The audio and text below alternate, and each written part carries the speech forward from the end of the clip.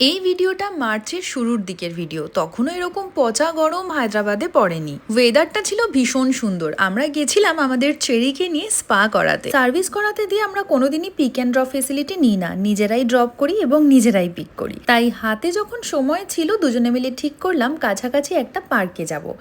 পার্কটার নাম ছিল ওসমান সাগর lake view park. হায়দ্রাবাদের মধ্যে এরকম অনেক জায়গা আছে যা এখনো আমরা এক্সপ্লোর করে উঠতে পারিনি। সেদিন ওয়েদারটাও ছিল অসাধারণ। একটা অটো নিয়ে নিলাম, আর কি সুন্দর রাস্তাটা দেখো, ফাঁকা ফাঁকা রাস্তা, দুধারে গ্রিনারি, আর তার সাথে ফুরফুরে ঠান্ডা হাওয়া। দেখতে দেখতে আমরা অবশেষে এসে গেছি সেই ওসমান সাগরের সামনে, আর এই হচ্ছে সেই পার্কের এন্ট্রি। কি সুন্দর যে জায়গাটা, আমি অনেকগুলো ছবি তুলে নিয়েছি। আর এখানে এসে জানো তো ছোটবেলার কথা মনে পড়ছিল। বিকেলবেলা কি সুন্দর বাবা কাকাদের হাত ধরে পার্কে ঘুরতে যেতাম। আজকে এসেছি সৌরভের হাত ধরে।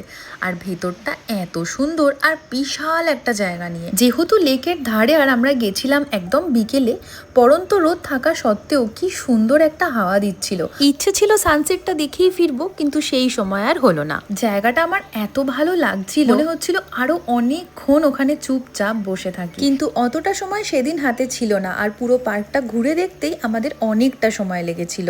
কিন্তু আমরা ঠিক করেছি এরপরে একদিন যাব আর চুপচাপ এক জায়গায় দুজনে বসে থাকবো আর এই লেকের হাওয়া খাবো।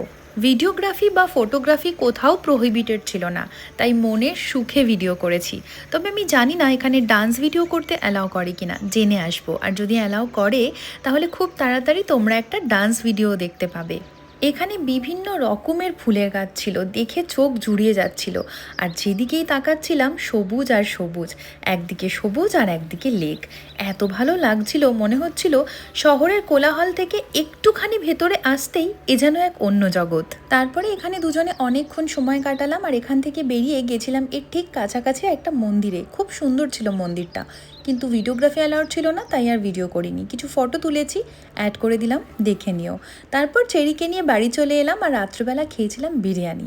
আর তোমাদের সাথে শেয়ার করি আজকে রাতের ওয়েদারটা ঠিক কেমন ছিল। সুন্দর হাওয়া দিচ্ছিল, ঝড় উঠেছিল, আর তারপরেই বৃষ্টি আসার আগে গেছিলাম একটুখানি ছাদে মন ভরে হাওয়া খাবো বলে, কিন্তু মনে হয় ঝড়ের সেটা খুব একটা পছন্দ হলো না। বিদ্যুৎ চমকাতে শুরু করলো আর জোরে জোরে বাজ পড়তে শুরু করলো। তখন আর ছাদে দাঁড়ানোর সাহস হয়নি, নিচে চলে এলাম। ওভারঅল আজকের দিনটা বেশ অন্যরকম কাটলো, আমি তো খুব এনজয় করেছি। তোমাদের এই ভিডিওটা কেমন লাগলো অবশ্যই জানিও। ভালো লাগলে লাইক, শেয়ার অ্যান্ড সাবস্ক্রাইব। ভালো থেকো, নিজের মনকে ভালো রেখো।